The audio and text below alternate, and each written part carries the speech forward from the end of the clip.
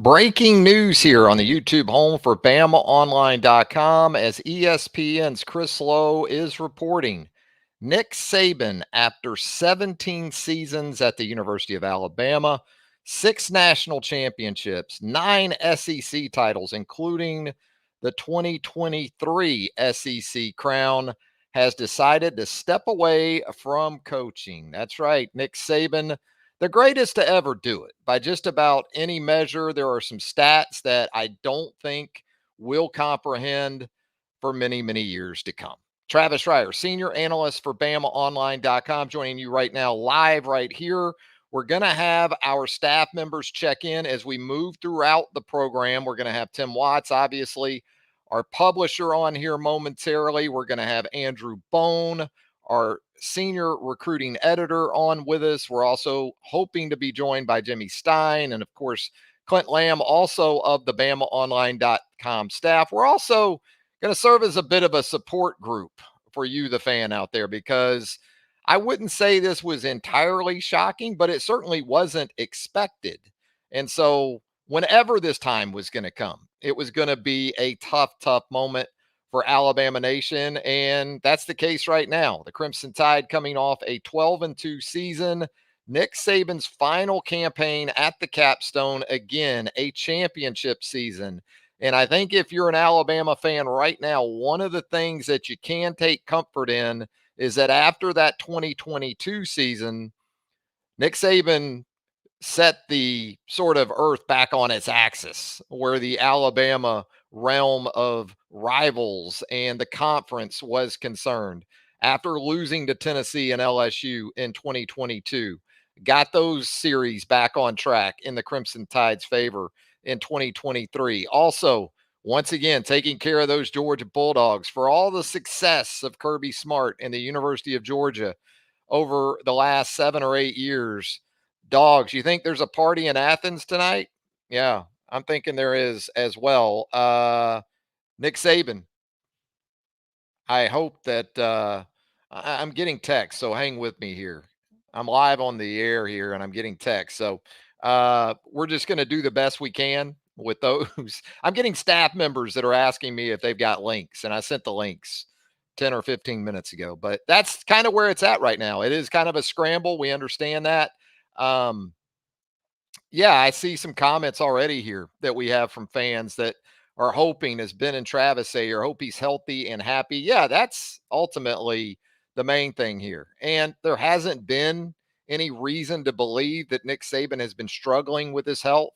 From a family perspective, you're not always entirely sure of what's going on from that standpoint. But whether it's Nick Saban, whether it's his family, absolutely, your first hope is that all of those involved are in good shape right now. And, again, uh, I think about this in terms of everything Nick Saban has accomplished at the University of Alabama. Right now is a time of gratitude if you're an Alabama fan. Right now is a time of thanks to Nick Saban because he's just been otherworldly in those 17 seasons. I saw some stats that ESPN had here in relation to the retirement news. And here's one that, we know a lot of them. And again, a lot of these aren't going to really register, I think, with us until we get further and further away from the Nick Saban era at Alabama.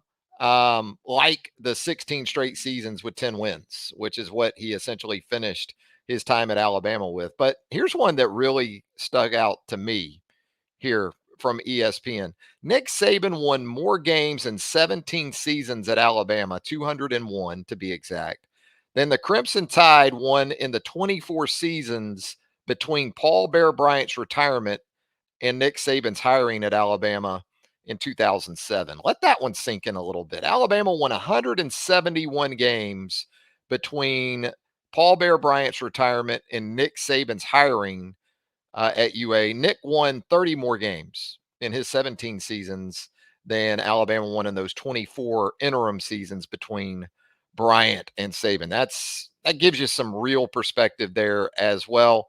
Nick Saban, championship coach, but again, the effects of his tenure felt economically too. I always referred to it as Saban Sabanomics, the impact that you just drive around Tuscaloosa. If you've been around Tuscaloosa in the last 15 or 20 years, and you maybe have a way of putting in perspective the way the university has grown. And we can all talk about, well, the academic advancements, the business school, President Witt, and the things that he oversaw, including the hiring of Nick Saban. Mal Moore is a guy, a person right now, uh, even with him no longer with us, that you think about in this time, and his doggedness in making it happen with Nick Saban back in 2006 into 2007. All of these people come to mind as I consider this moment. And it's just so far reaching. Again,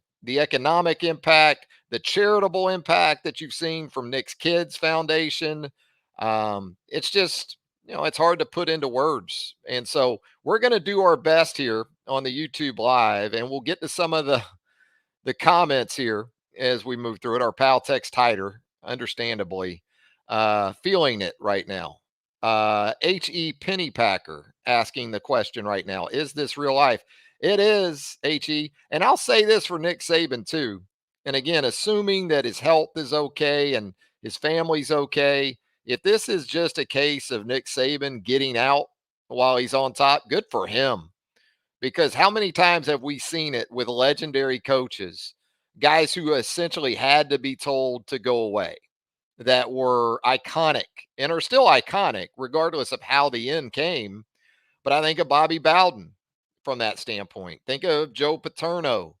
Uh, that's not the situation with Nick Saban, if this is truly it for the greatest to ever do it. I know that sounds like a lot, because the guy that you would consider, in addition to Nick Saban, probably Paul Bear Bryant. I don't think there's any probably for Alabama fans, but to do it in the era that Nick Saban has done it in, more along the lines of just how much more difficult it's become. And maybe this is part of it too, as we move into essentially free agency.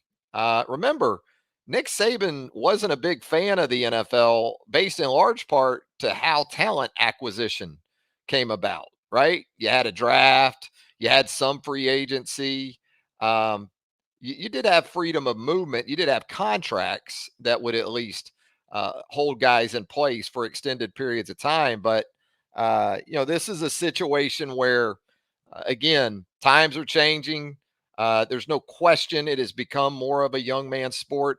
We just talked about this with Tim Watts yesterday here on the YouTube channel, how much the game has changed. And just from an assistant's perspective, the commitment that's required now, uh, 365, 24/7, with transfer portal, with NIL, with the freedom of movement that players have now. And hey, good for the players, but it hasn't made life easier on the coaches, and not just coaches. I want to add here, support staffs too. Now, you've got off the field people who are making a pittance in relative to coaching staff, to on the field coaches, to head coaches, and they're putting in that same kind of time, and it is only going up. But Nick Saban, again, nothing but gratitude, especially coming from a guy who covered Alabama football pre Nick Saban. And I'm going to write about this later for BamaOnLine.com. One of the things I remember is 2005, 2000, probably more 2006, 2004, 2005 team under Mike Shula, 10-win team, won the Cotton Bowl. Okay, so there was a temporary reprieve from some of the down years relative to what Alabama was accustomed to. And just thinking, as I covered Alabama in the aughts, maybe 2003, 4 and 9, 2004, what was it? 6 and 6, I guess, 6 and 7. 2005, again, you had the 10-win season, then right back to 2006 with the struggles. Remember going out to practice and looking at Alabama's football team and kind of wondering to myself, I wonder what it's like to cover Southern Cal right now, when Pete Carroll had it going out there with the Trojans. And boy, I got I got an answer to that pretty quickly, and it didn't take long. Nick Saban, after that first season, 7-6, and boy, Independence Bowl champs. So you're a real one if you remember that one. But then to go into 2008, go undefeated into the SEC championship game, lose a heartbreaker to Florida, but then turn around right next year, the next season, and win it all in year 3. And then from that point forward, really 2012, 2008 forward, just absolutely roll. We're going to bring in Andrew Bone, my colleague there at Bama Online right now. Andrew, I know you're like me. You're trying to sort of process this. It isn't a shock. You know, I'm sure like others, you had prepared yourself, at least in some ways. This isn't like if Nick Saban had left for Texas, right? I would say back in 2012, 2013-ish, something like that. But it still, boy, it still hits. It hits in an entirely different way, I guess. Especially when you don't expect it to happen. It's at least today. I mean, it was funny. Tim and I were talking this afternoon. It was like, man, it's kind of a slow period right now. We're gonna have to just try to create some new content outside of basketball coverage. Obviously, we had we still got the late signing period, but not much was going on except for Ryan Williams, and obviously that's a whole different story. But yeah, I mean, it was completely unexpected. We had heard that Nick Saban was interviewing candidates yesterday, not head coach candidates, but defensive coordinator, wide receiver. Outside linebacker. We had heard that the entire staff was in. I mean, they were working. The players had their meeting today at 4 p.m. and from talking with Charlie and talking to some of the other guys, we really didn't expect Saban to go in there and announce that he was retiring, that he was stepping away from the program. Um, you know, I think the last couple of years have been pretty tough. Obviously, with NIL, with the transfer portal, it's something that we have heard, and I know that Saban's been pretty vocal about it. Um, to the national media, whoever it may be, that he's absolutely hated the direction that it's kind of gone in, and he's called it. Basically what it is, pay for play. I mean, there's obviously a lot of people out there that are expecting high dollar figures when they, when they start narrowing down their list of favorites, and that's been tough. And Nick Saban has hated that with a passion, and I think that that certainly played a role in it. And all the at the end of every single season, you're having to navigate guys that you're trying to sign. You're trying to navigate the players on your team, leaving the program, not being happy, or trying to go out and potentially find replacements in the transfer portal. There's just so much that goes on that a lot of these coaches that have been in this game for a long time. I mean, they weren't used to, and they weren't, they weren't thrilled about it.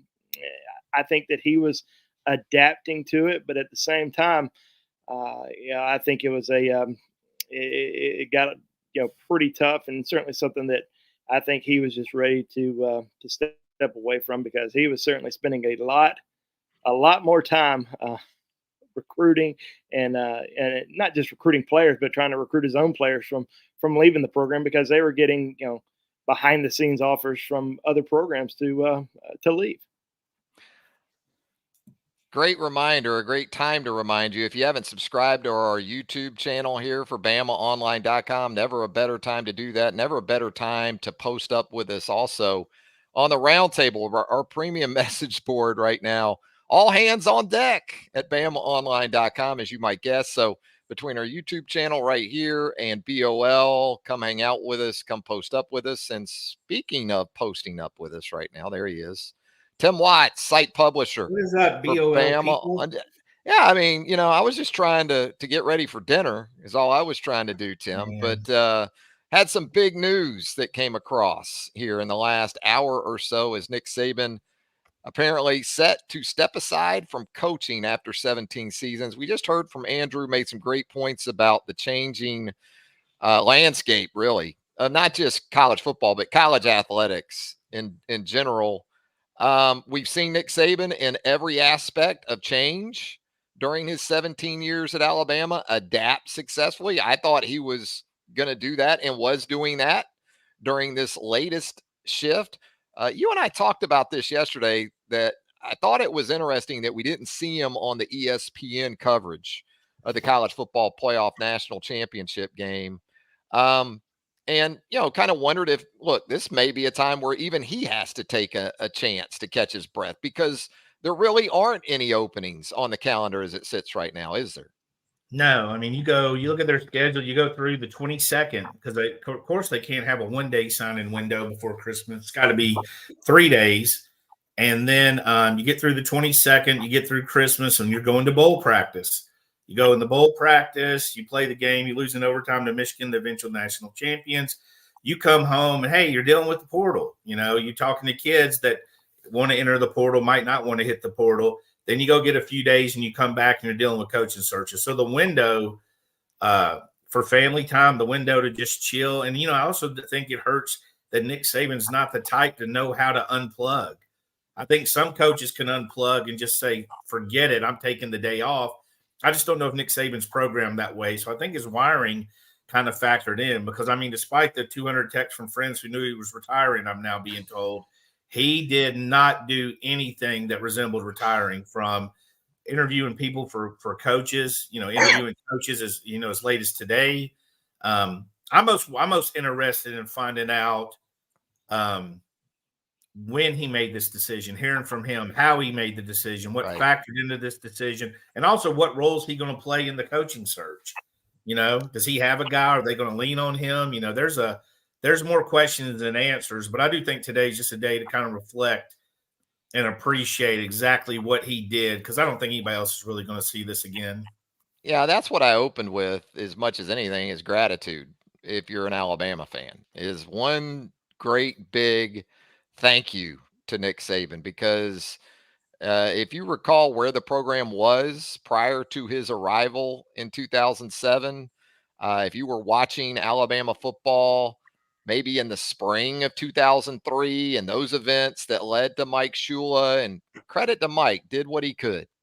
Then you go to a 2006 season where it's not trending in the right direction. And then to think just 3 years later, Alabama is back on the mountaintop of college football, and not just back, stayed there. Now, obviously didn't win the national championship every year, Andrew, but the final 16 years, for pretty much every one of those, Alabama went into Thanksgiving weekend relevant to the national championship discussion, and not just in the 4-team era of the college football playoff, but when it was just 2, right? With the BCS on an annual basis. When you broke bread at Thanksgiving, you were doing so with understanding Alabama's still in this thing going into the Iron Bowl. Yeah, I think you look back, how many seasons was it that they lost more than 2 games? Was it 1 or 2? 16 straight seasons with 10 wins. Probably 10 or 11 with 11.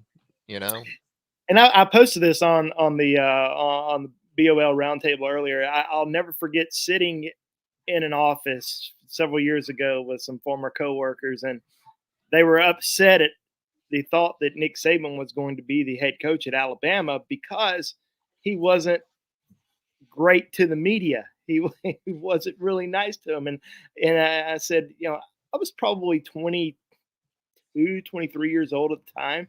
And I'm thinking to myself, who cares? Like, you're hiring you've been a program that is, the best season in the last, several years has been a 10-win Cotton Bowl season, Cotton Bowl winning season.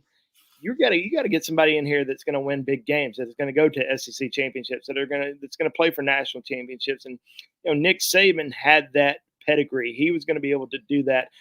He was going to have the backing of the University of Alabama, and he knew what that name represented, and he was going to be able to go and sign great recruits, and he was able to do that in that 2008 class. It really started in 2007. Obviously, he had 1 month, and I think he finished with a top 10 class that nobody really expected to happen. And then we saw what happened in 2008, and then it just continued. It was the greatest recruiting run that I think we'll really ever see, especially now with NIL.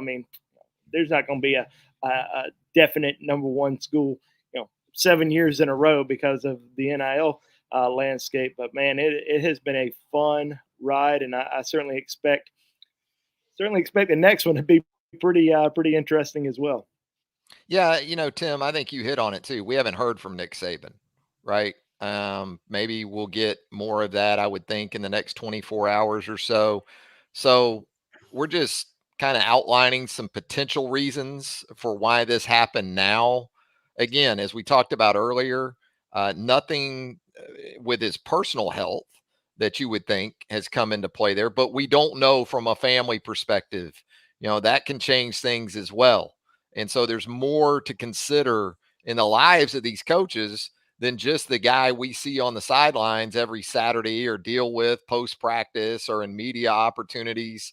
There could be a myriad of reasons, multiple reasons, but just from a football perspective, boy, I don't want to get too much into who might be next because this is such an impactful moment. I think it's important to be retrospective of what Alabama has experienced over the last decade and a half plus. But boy, you talk about some big shoes. I know Ray Perkins coming in behind Paul Bear Bryant all those years ago. Those were large, large shoes, but this is a totally different climate and environment too that this next guy is going to be stepping into. I tell you, that's a good point, because we heard 5-6 years ago, nobody wanted to follow Saban, right?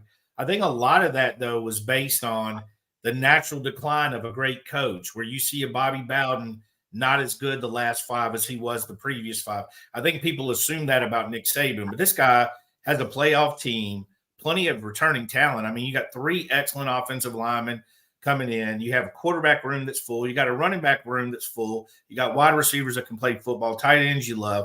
You got all that stuff going for you. And you got the number 2 recruiting class in the country. So I think that part of the myth goes out the window with that. But the climate, yes, it's changed. I mean, it's like me. Ray Perkins didn't have to worry about the transfer portal opening for 30 days, right? Well, and I don't think or NIL or I don't think he ever what this got next behind, guy is going to have to deal with. Well, we never saw Nick Saban really push for the NIL. You know what I mean? And that like that was imperative. I just don't know if that was, Dabo's the same way. You don't see him pushing for it a lot. And there's been speculation he might not make it much longer. Maybe it was just a moment of it's too much. But like you said, there's no telling what goes into a decision. One phone call, and we're not implying anything, but one phone call can change everything in someone's life. And it could be as simple as, Danny Glover in Lethal Weapon. I'm too old for this blank. You know what I mean? I'm just too old to get up and do this continuously. And, but again, like you said, I mean, to go out, I mean, he did, he worked his way the last day. He worked his way out. I was told came back early for these meetings because of weather. We were told the 4:00 meeting was a standard meeting. So I'm not sure many people knew this, and it's not surprising. I mean, Chris Lowe breaking it was basically a given. I mean, he's the mouthpiece for Nick. Yeah. Now, the one thing that was funny, though, to me is people thought it was fake because they all assumed Chris had more than 67,000 Twitter followers. And that's not a bad theory. You would think Chris Lowe's a big deal. He's been around a while. They're like, this ain't real. He's only got 67. Even I was like, shoot, is this fake? So, yeah, I mean, you're sitting here minding your business. You're trying to finish your Netflix show tonight. You just got delivered. You just got your Chinese delivered, and then you're like emergency BOL Zoom, and then here we are. That's what we're here for. And guys, I got to ask you. I mean, we just mentioned it from the transfer portal perspective moving forward, and we'll have time to talk about this. But it is so fast moving these days. If you're Greg Byrne, and I'm sure Nick is going to do everything he can to maintain that roster and assure these guys that the situation moving forward is going to be okay. But how many times do you guys hear it when you talk to recruits or we talk to players and they say, Nick Saban, he's the guy, he's the reason. And I think that was still the case, even with this most recent cycle. So where is the focus on roster and recruit and class retention? How is that working right now, do you think, Andrew, for this Alabama staff? I think they got their hands full right now. You're having to sit down with a lot of guys trying to recruit them to stay. Especially the class that they just signed. How upset are they? Guys that were considering entering the transfer portal. Over this course of the last few weeks. What's their position? How many people are reaching out to their people on back channels, because there's blood in the water right now, and people are trying to circle around, trying to get some of those guys to transfer to their program. So I think the next hire, and we always say as far as hires, you got to be slow. You got to make sure you're making the right decision. But, you got a football team that just started back in school. You got not practice starting, but you got workouts that are starting back right now. You got 30 days to keep your team intact. Nothing like going to English. This has got to happen quick, though, doesn't it? I mean, I know we're trying to be retrospective, but the next guy, this can't be more than a week, can it? Really? Maybe they know. Maybe they know. That's what I mean, Tim. I mean, can this thing go more than a week? I don't think they knew, because I don't think the secret could have stayed the secret the way it did for the most part. I don't know if they have the next guy in, but getting the next guy shouldn't take more than a week. There should be some guys that. Here's why it's amazingly want important. This job. It's got to be in 30 days, because the transfer portal window is now open 30 days. That's what I mean. That doesn't mean they're gone. So you get your guy in here. Hypothetical, the coach, he goes and recruits them back. So you got to get that guy to begin with. Now, probably with the rumors that have been here for 3 years, I mean, once he hits 70, I think if you're a good AD, I think you're making small calls. Greg Byrne's been around how long? That's what I'm saying. I think you make years. You should have a list by now, Greg. I think you're making small calls to say what if. So I don't know if a week's doable, but it's got to be within that 15-day window, the 30 days, in my opinion, just to keep the class and to I mean, like you said, they might know who their guy is. They might have known this was coming all along for this. Like you said, Greg Burns, he's not a spring chicken. I mean, he's been around a while. So, but yeah, that window is going to be important. That team, getting everybody there. You got your kids signed. The one thing about it is the recruiting class was done. So they're at least, you got so many guys on campus. So there's a factor in, if you want to transfer, you now got to pack your stuff. You know what I mean? You got to pack up and leave. So if you love Alabama, depending on the next coach, if it's the right guy, then I think this is an easy decision for you. Well, and we're already seeing news on the recruiting trail. I'm sure you guys are looking at your phones, just like I looked at mine, right? Yep. Ryan Williams apparently decommits from Alabama. I mean, that took less than an hour. I just don't think you have a couple of 3 weeks to kind of figure this thing out. And as you said, Tim, you've got a sitting athletic director that has been around this program, been around this athletic department, certainly has anticipated this very moment. So, well, you talk about someone with a little heat right now. How about Greg Byrne trying to get this thing done? And you want to be sure you get the right guy. I get that, but you got to be expeditious with the way things are right now. And with that, we're going to welcome in Jimmy Stein, one of our team experts there at BamaOnLine.com. Jimmy, we're working through perspective on what is certainly a crazy midweek evening. You've been around Alabama football. You have observed Alabama football. You have seen coaches come and go. Just your thoughts, your immediate reaction to Nick Saban and his retirement and kind of the timing of all this too. I think just overall a privilege to watch the best to ever do it. He's the best college football coach of all time, and to get what amounts to a front row seat for all of us. What a blessing, what a privilege. And I think his impact just on me and the way I look at football has forever changed me. I think in terms of how I look at football and how I look at building a program, recruiting, coaching. I'm just forever a Saban guy, and I apologize in advance to all the coaches out there that I will accidentally or inadvertently compare to Nick Saban, which is just unfair. But it's just I need to watch myself over the next few years saying, well, that's not what Nick would have done, or that's not how Nick would have done it, or I'm not comfortable with this because that's not what Nick would have done. That I think that's the impact he's had on me, myself, and I'm sure for everyone is we've gotten used to this. And how could we get used to this, right? We've gotten used to this. He won 6 national championships in 12 years. That sounds like something John Wooden did.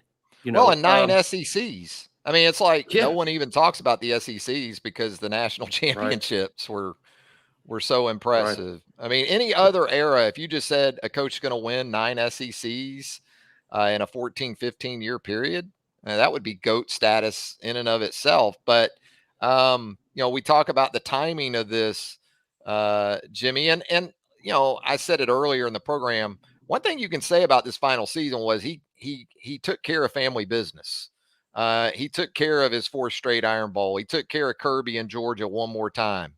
He took care of LSU and Tennessee after losing games in those series and the long streak against Tennessee coming to an end. He cleaned and tidied some things up, if this is it truly for him. Yeah, one thing I'm real proud of, guys, is this for Coach Saban is when you're talking about some of the other greats that we've seen leave us recently. I'm talking about even Coach Bryant, Coach Paterno, Coach Bobby Bowden. Coach Saban goes out with one of his better coaching jobs. This was one of his better coaching jobs. This team, coaching them from where they were in September to where they were at the end, that was a fantastic coaching job. I'm not sure when you're talking about some of these other greats that would be on the list, whether at the very end you were saying that was one of Bowden's better coaching jobs or that was one of Paterno's better, even Coach Bryant, frankly. I like how Nick, he didn't go out on top as a national champion, but he went out at the top of his game. He was still coaching as well as he's ever coached in terms of taking his team and squeezing the most out of them that he could. And again, we just got to witness greatness from the beginning to the very end. Tim, we've been doing this together for 20 plus years at BamaOnLine.com. I know Andrew right along with us in that time frame relative to Alabama football recruiting. I think the 3 of us, and Jimmy's been around it too, but Tim, just talk about it in terms of where we've seen BOL go, right? In the time that Nick Saban has been the head coach at the University of Alabama. I mean, we were doing some good things, I felt like, even through the Shula era. But it just seemed like a rocket booster of sorts for BOL and so many other outlets with Nick Saban. Again, it's like the best of times and the worst of times. You go from celebrating anybody in the top 100 as a commitment. It was a party. You're streaking the quad to kind of pissed off. He's only ranked 187th in the country and feeling they could do better. So to see the gamut from the excitement to Andre Smith to getting 2 5-star portal guys, and it's almost ho-hum. I'll tell you what I think this does for Alabama fans. I think it recalibrates them as fans. I think you look back, it's like, in that show, The Office, the guy said, I wish they let you know when you were in the good old days. Well, I think Alabama fans are now going to realize they were in the good old days, but the victories will be sweeter. The 5 stars will look better. I think it's just going to take a moment because, hey, it's a spoiled fan base, and there's no other way to look at it because of the success. You look at, it's like being a Patriots fan in the NFL, right? You are literally spoiled by the success, and it's not a testament to the individual. It's just the way it is. You just get used to certain things. And, again, I agree with Jimmy. I mean, the thing about it is most coaches go out poorly. If Bill Belichick retires today, he's not at his peak, right? Nick Saban was at his peak. This guy's in the national championship game, losing in overtime, 3 yards short to the eventual national champions, number 2 recruiting class in the country, pulling 2 5-star guys out of the portal. He's at it. He's on his A day. He's on his A game. So I think that's one thing. It also ends the myth that 6-7 years ago, everybody's like, nobody's going to want that job. Well, right now, before anything happens with the portal, Alabama's got a loaded roster. You're not going to find a coach going, look, I'd come if they had some talent. You're not going to find a coach to say that. So hats off for just the consistency of 10 wins in top 3 classes and spoiling us. Thank you. Thank you for spoiling us like rotten, Richie Rich brat kids. Thank you, Nick Saban. You earned us, and we loved every minute of it. Thank you. Andrew, I guess one potential silver lining in this, in terms of a roster standpoint, is that so many programs loaded up on the portal, right, in that first wave. So how much room might there actually be? I know if it's certain guys, you make room, but sort of this mass exodus, I think, that maybe Alabama fans have in their minds right now, I don't know if it's administratively possible for the programs like Ohio State, who have been very active, Florida State, Ole Miss. And again, I know the math can get done. Sometimes it's like the sausage factory. We just want to eat the sausage. We don't want to know how it's made. So that could impact some other players in some other ways at other schools. But there's still some math that has to be adhered to, I guess.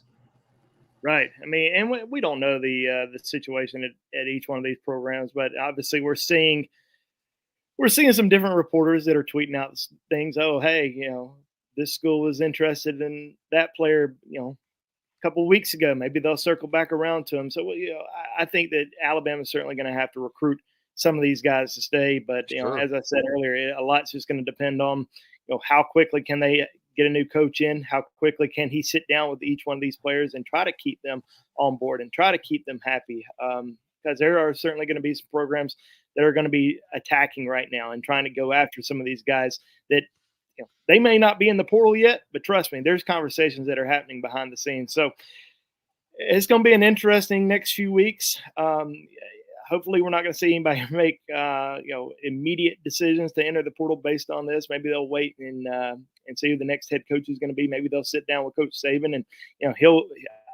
I know Coach Saban is going to sit down with a lot of these guys and tell them why the University of Alabama is the best place for them. But at the same time, a lot of these kids did commit, and they wanted to play for Nick Saban. I have not heard.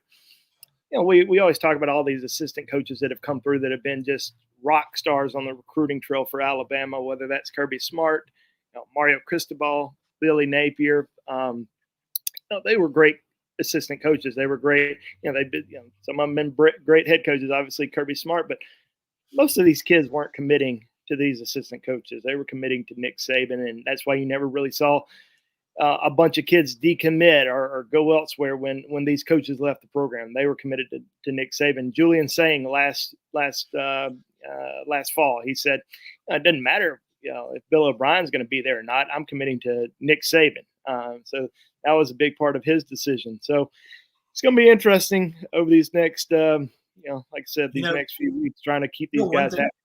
One thing that really works in their favor, this is a 30-day window. If this was a 5-day or 2-week window, yeah, true, you would really have it. So it's not only that, if you can get a coach in there, and I have no idea on the timeline, but if you get a coach in there in less than 2 weeks, that is still 2 full weeks to bring them back on official visits and to recruit them and find out who you keep on staff. I mean, Alabama has a pretty talented staff of assistant coaches that I think a lot of head coaches would look at anyway. So, I mean, I know we have more questions than answers, but I do think the reset is going to be fantastic to go through and see what happens. And I mean, you can't replace Nick Saban, but you also, you love your old car, you get a new car, you get to, figure out some different things and do all that stuff. And the guys were, earned the right to take a breath. If he wants to walk on the beach holding hands, which I never predicted and don't expect, I'm all for it.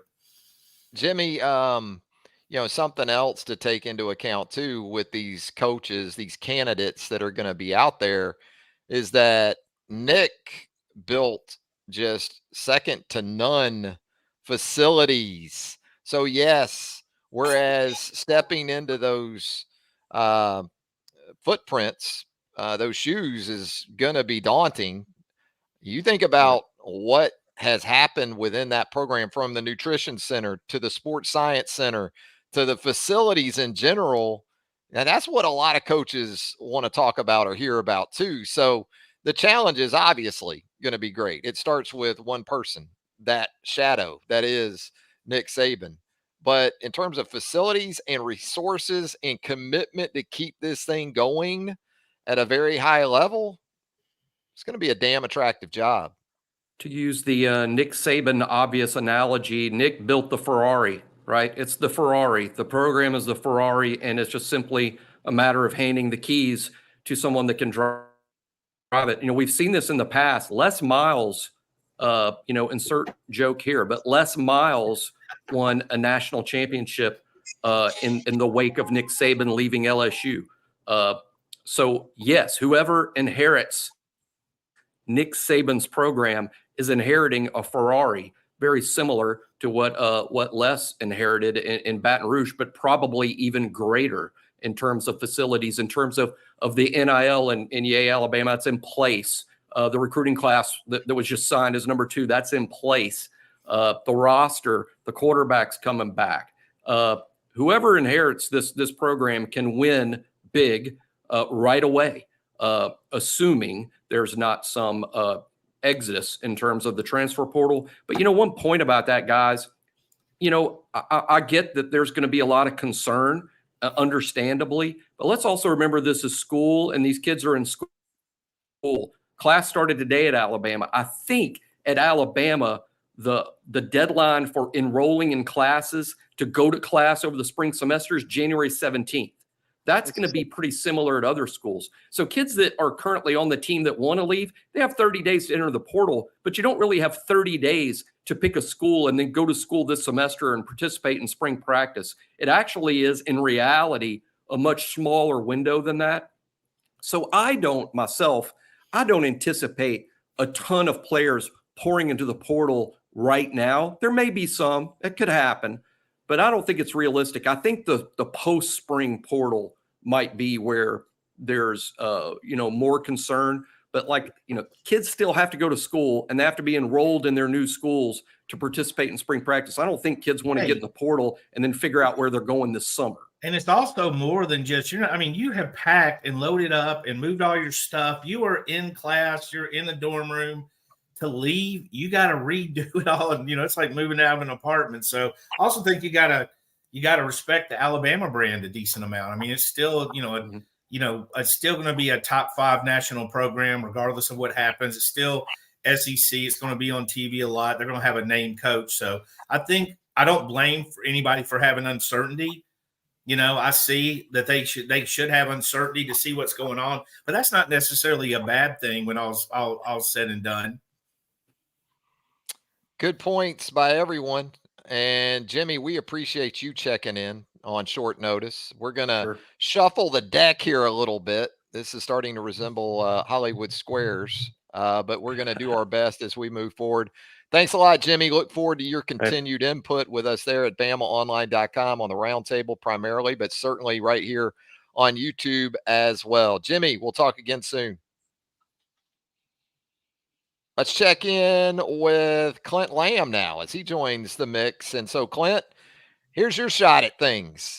We've kind of assembled a Saban retirement support group here, a little bit unexpected, but just your perspective on how this came to be and the timing and just some of the highlights. I know we don't have enough time for all of those, but the one thing that you'll point to that really stood out above everything else about Nick Saban's time at Alabama.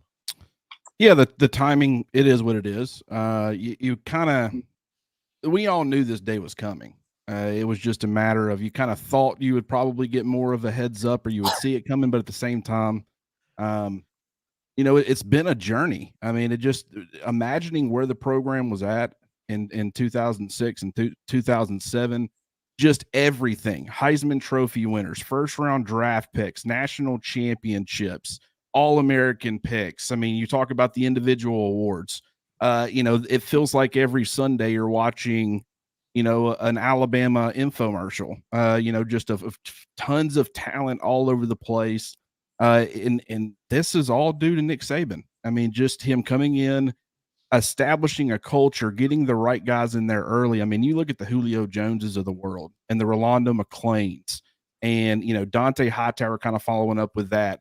It's been, he got the right guys in place. Mark Ingram being another one, first Heisman Trophy winner, kind of proved that Alabama could win the championships, but it could also get individual guys plenty of recognition. Just the amount of players that have come through the program and changed the way that, it's changed college football forever. For the last decade and a half plus, it's been all about, how do you take down Alabama? It's the obstacle. If you want to win a championship, you got to get past Alabama. And sometimes other, programs or teams would take care of it for you. But it's been, I haven't been in this industry as long as you guys have, but I've certainly followed it for, a long time. And it's just, all you can really say is it's been a special journey. It's been fun to watch. And I will say, though, it is, to some degree, it is surprising. And I understand there's a time for, I don't know if you want to say mourning is the right word, but I think right now the most important thing is just appreciating what the man did, because he's the greatest college football coach of all time, no question. So, Andrew and Tim, what is the staff's mode right now? Nick Saban can go ahead and, announce his retirement or make it known to Chris Lowe, who gives it to the rest of us. But this is still a staff on the job. What's in play? I guess it's class. And the thing too is, as we talked about, you already got a lot of the signing class on campus. So I got to think that's a benefit to the staff for now, at least, in that they're able to have them in Tuscaloosa to have that interaction rather than by text or telephone or, trying to interact in different ways.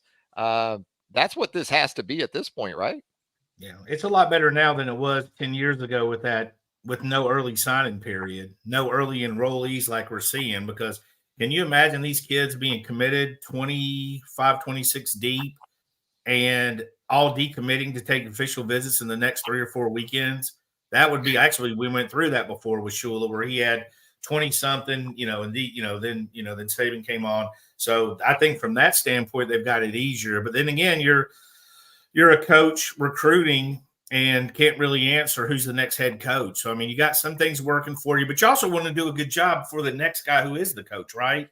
You want to come in, and the more guys, you kept your 8 guys who were committed or kept them on campus. That's going to make a statement to the new coach. So, yeah, they got a lot going on. They lost the head coach, but they still got a lot going on for them.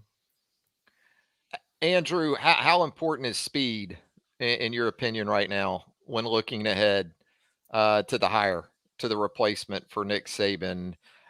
Is it paramount because of everything that's in play right now with the transfer portal window and trying to solidify and save as much of this class as you can?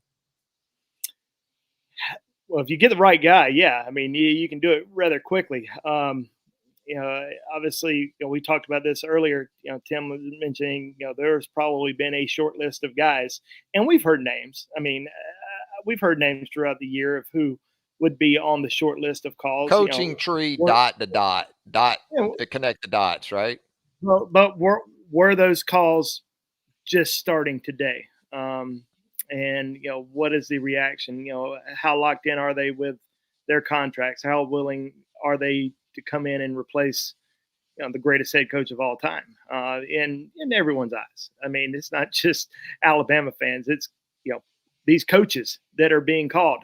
How am I going to step in and replace Nick Saban? I think a pretty fat check would obviously help there, but I think it's going to be important for Alabama to make a quick decision. I'm not saying in the next week, but I think you got to try to hire somebody, one of your top guys, right away. Hopefully this isn't a situation like it was back in 2006, 2007, when we were going through the Nick Saban hiring process. But I think there's some guys out there that are going to be very open and willing to listen to what probably Nick Saban, but Greg Byrne and the administration have to say. And I think as far as the transfer portal, NIL, all that kind of stuff, you got to find somebody that knows how to handle it and likes it, and embraces it. And I think they're going to do just that. I think they're going to probably go with somebody, probably a little younger, in my opinion. I don't think it's going to be. Yes, that's the rest of us. Andrew So, Bone, It's that is not the going to rest be. of the world. It's not going to Pete be. Carroll's everybody not the only but me. one. That's Yeah. everybody but me, I'm Andrew. not That's, saying younger than Nick Saban. I'm saying somebody that's just, I'm when kidding. we're looking at things, we're saying, all right, that's a younger guy. He's going to be around for a while. I just don't think they're going to hire.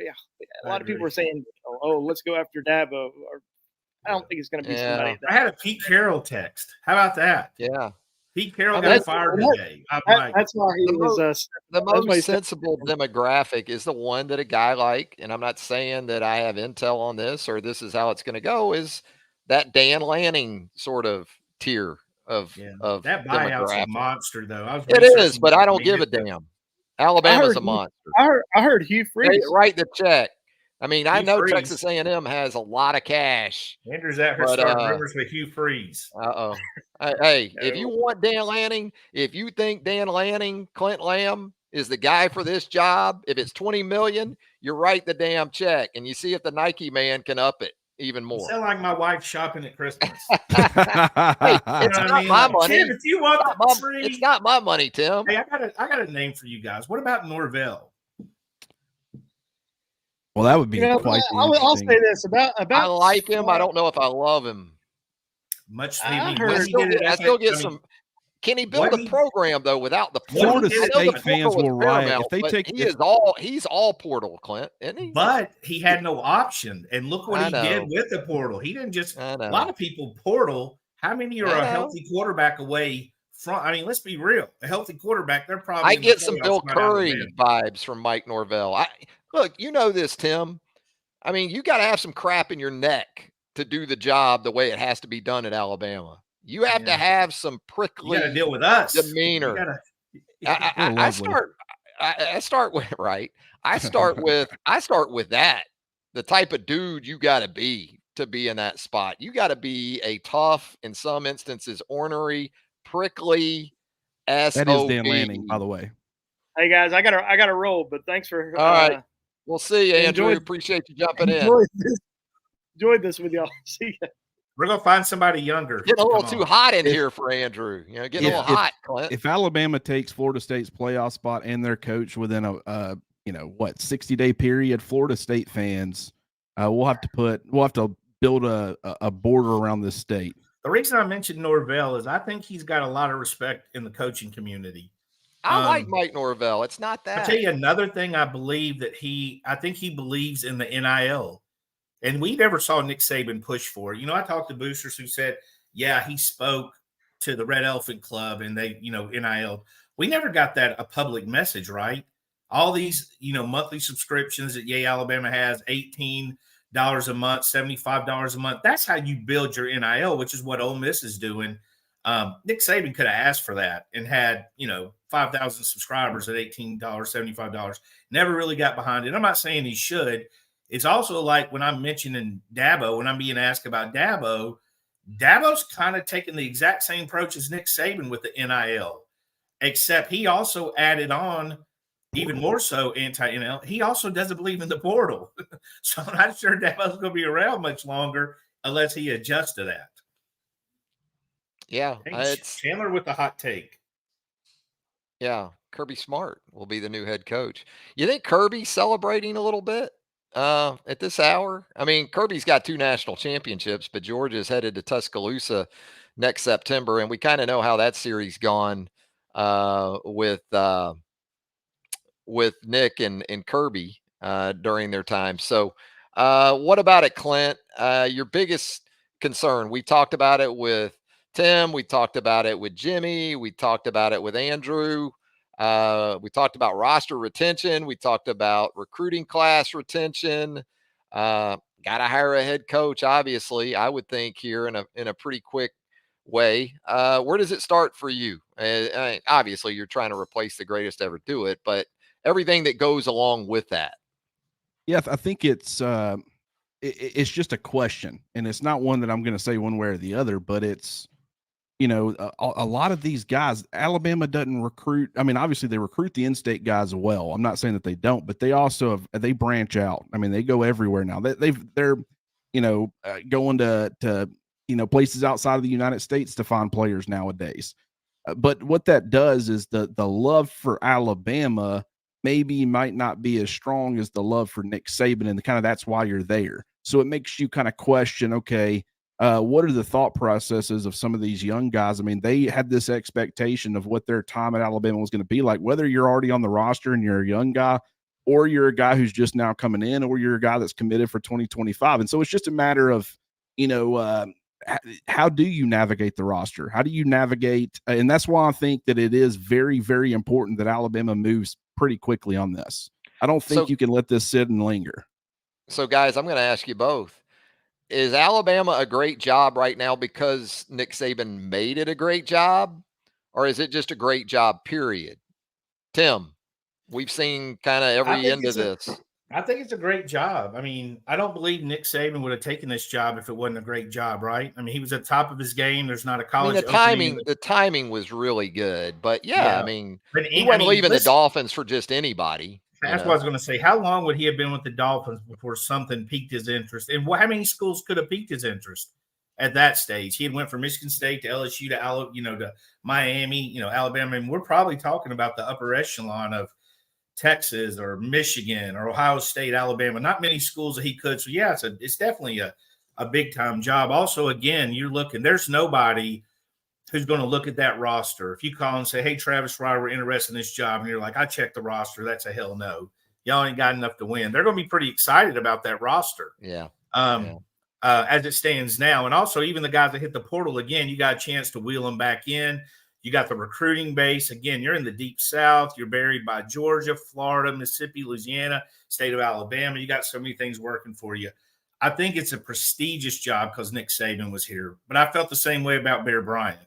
Clint, sustainability, in your opinion, and understanding, this was once in a lifetime for a lot of folks kind of stuff, this stretch of 17 seasons that we just witnessed.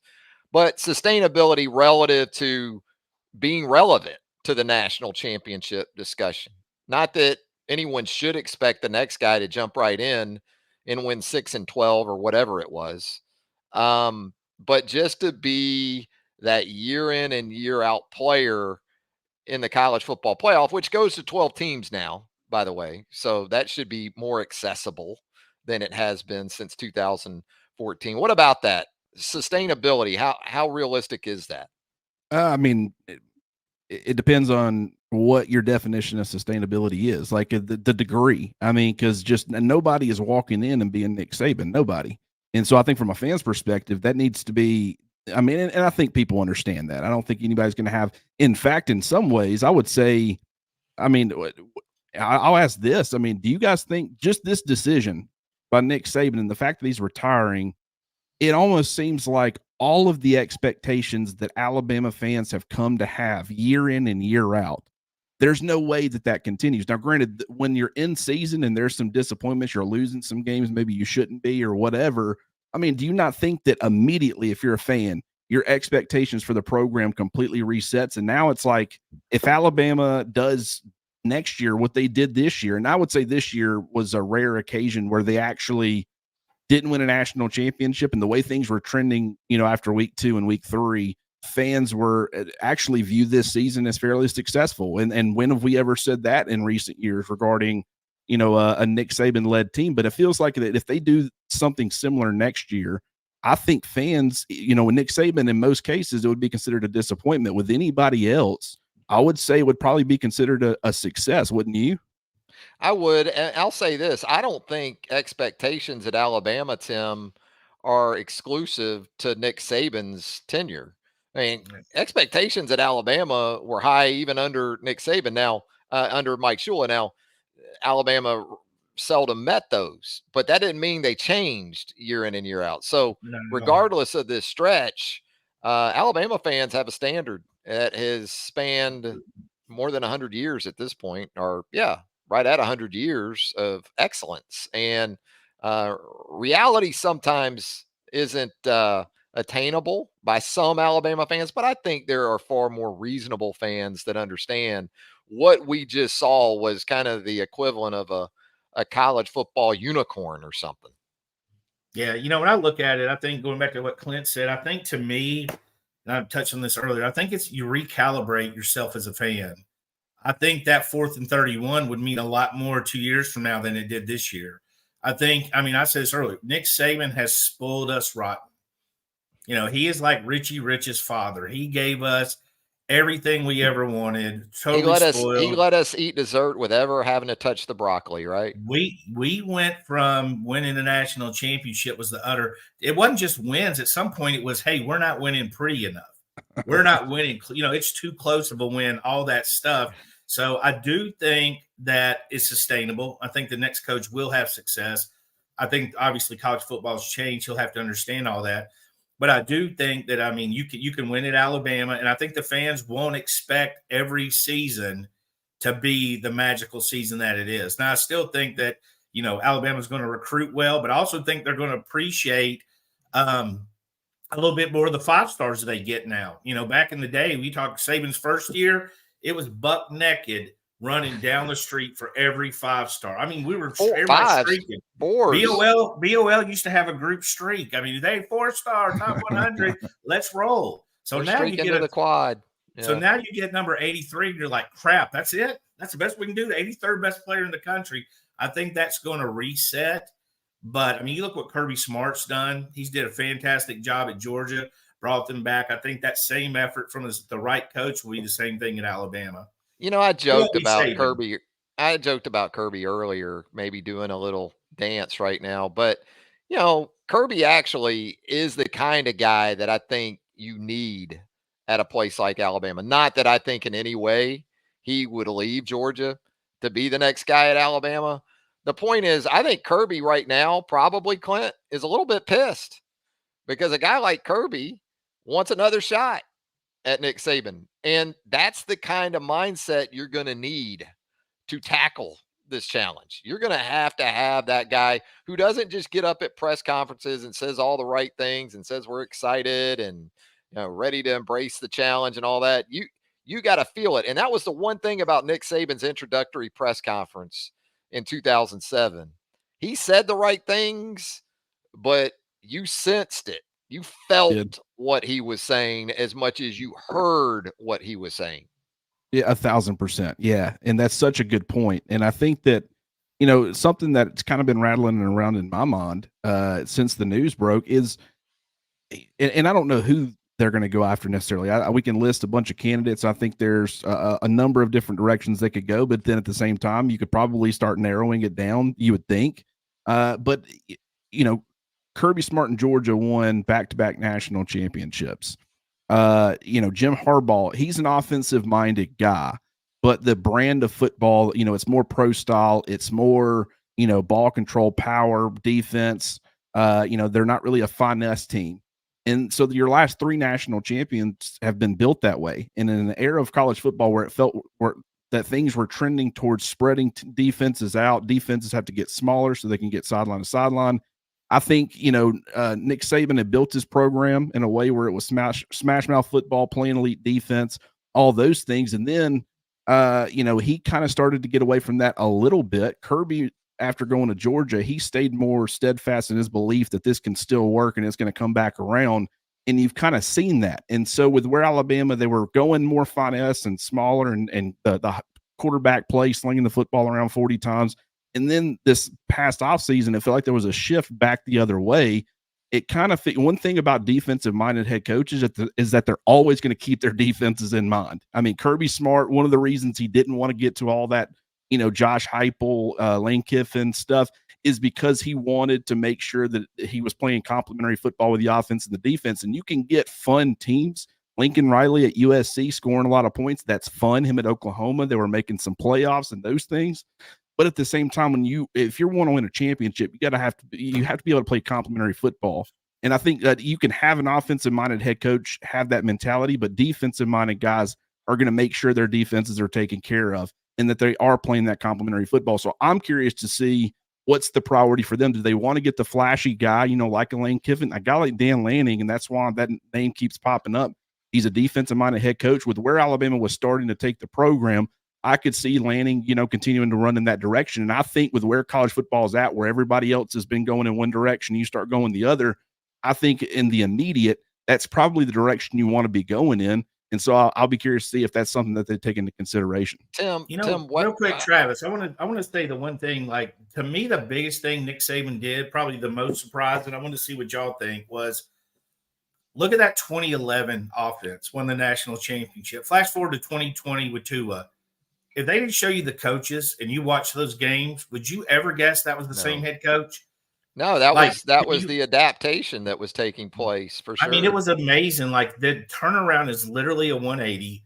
I mean, you remember the game at Tennessee where Tua dropped 4 bombs before, people got in there. I mean, people went to sit down and just left, in Knoxville. So to me, that's one thing I just keep remembering about at his age. What was he, 65 or over when he made these changes, when he just was like, go for it. And his lasting impression. And I mean, look at the SEC head coaches, Billy, Lane, Sark. I'm going to miss a bunch of them, Kirby. Look at the connections he's had of guys who not only moved up the ladder, but head coaches. I mean, head coaches. His tree is a pretty impressive tree. And I think it's important for that reason, and also so many of those guys pass through Tuscaloosa, experience the Alabama program, because it truly is different. You can say, well, they coached at Georgia, they coached at Ohio State, or and that's the thing, like with Dan Lanning, and I know we kind of keep going back to him. We'll see how this plays out.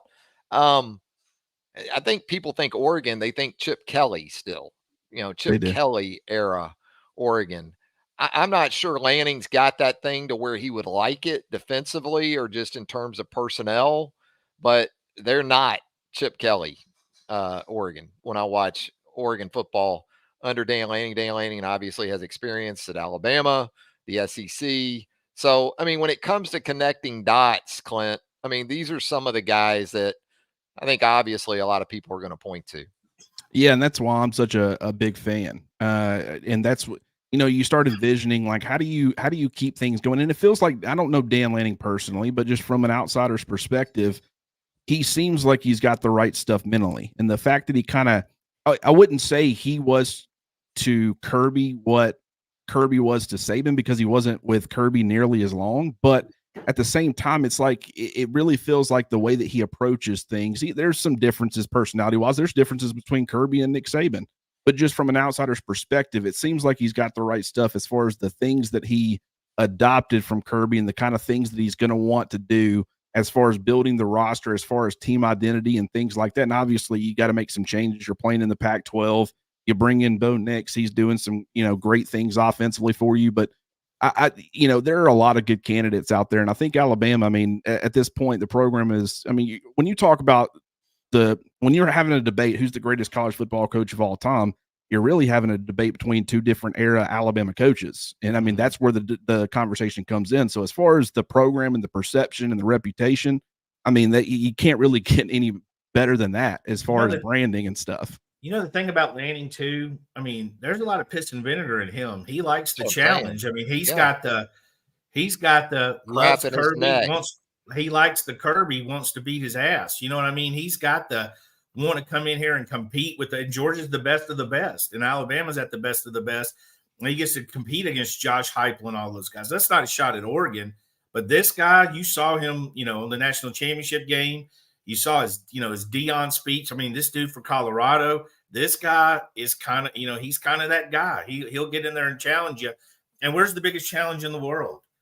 It's the SEC. You go against Sark. You go against Lane. You go against Kirby. You go against the people you go against. That's why I say with Texas and Oklahoma coming in, if you feel strongly about a guy, I don't really care what his buyout is, because it's getting even tougher starting next year. And I mean, you got to keep momentum. You have to do whatever you can. If you fork up that money, because once it starts going down, it becomes a little bit more challenging, in my opinion. It right now, it's still kind of a well-oiled machine to a degree. And it's like, if you can kind of keep the momentum going, the roster, get the right guy in place, there's still some excitement about that coach. He's very well respected. I think that, you got to do what you can to recapture that. And also, how much did they spend on Nick Saban as the head coach at Alabama, and what was the reward that came back for it? I mean, he paid the investment back. You know what I mean? I saw Tuscaloosa during Shula, and I've seen it, as early as December, that's Downtown a closed at different 5 animal. o'clock. Yeah. Different animal. Yeah, Yeah, different the animal. university enrollment grew by double. I Yeah. mean, yeah, it's hard to quantify economically the impact. But guys, anything else before we put a wrap on this live reaction to Nick Saban's reported retirement? For me, I'm From just college shocked. football I coaching? didn't expect it. Maybe I'm the only person in my phone. I have 400 people that knew this was coming. Oh, they're in the comments too. This I was mean, coming. This Yeah, was they all. coming. No, but like we Saw it coming said, a mile away. for Nick Saban was hired. In the first 5 years, was he's leaving. He'll go to another school. He can't stay long. Going And then to he was going to Texas. the NFL. You know, he was going to NFL, and then he's retiring. Well, if you keep guessing, you're going to get it right. And I'm not saying people didn't know, but I don't think a lot of people knew. 17 years, Clint, is 10 more than I thought, guys. I thought if you got 7 or 8 great years out of Nick Saban, thanks. There was a heavy December that I never thought he was 17. coming. I would have Yeah. said there's zero chance at one point before he was hired. You know, Well, Rich if Rod. Rich Rod hadn't, he probably wouldn't have. So, yeah. Again, as we think about it, a lot of people to think about on this day too, not just Nick Saban, obviously at the top of that list, but Dr. Robert Witt, Terry Saban. Terry Saban, Mal Mal What Moore. an ambassador. Yeah. Yeah. There's a lot of people on that list, no doubt about it. Guys, appreciate it. Clint, really appreciate you jumping on, my man. Absolutely good talking to you fellas. And I've got a feeling we're going to be doing this. I didn't think anything would top. You know, we knew this was coming at some point, but after last off season, the quarterback battle and just the drama and the debate and all that stuff, I was like, well, it's going to be, you know, we might have a little bit of a smooth sailing off season. And it's like, you know, 2024 had different plans apparently. When that window shut 11 p.m. Eastern Monday, official they had to be in, I said, hey, we get a window. We got to cover Ryan Williams' recruitment, some junior days. We'll cruise along. And then you're minding your business. Your hot and sour soup's getting cold. You get a tweet from Chris Lowe. I got to wake Travis up from his afternoon nap. I was actually on the ninth hole, but I was finishing out and I did make a par. So that was for Nick. Maybe I'm sharing too much information here, but I had one foot in the shower. I was literally stepping in and I was going to like play, you know, I always listen to podcasts and stuff while I'm in the shower. And that's when I looked down and saw your eyes, right? Let me clear up one thing. You're definitely shared too much. I don't know who the next coach of Bama is, but I know you just shared too much. But I came running out of the bathroom. My fiance was like, "What is it? Did someone die?" And I'm like, "I mean, it's not that, but it's about as close as it can get." The nuclear option just happened. Here's one for Nick Saban, Terry Saban. Hell of a run. Saban, and thank you for spoiling pour out a little red wine. How about that? Guys, we'll continue to have it covered. Absolutely. Top to bottom, left to right, you name it, right there at BamaOnLine.com. Hang out with us on the roundtable. I think it's going to be popping. I know it is already. It always is at BamaOnLine.com. So for Tim Watts, Clint Lamb, Andrew Bone, Jimmy Stein, thank you for joining us for this breaking news edition on the YouTube channel for BamaOnLine.com. Until next time, so long, everybody.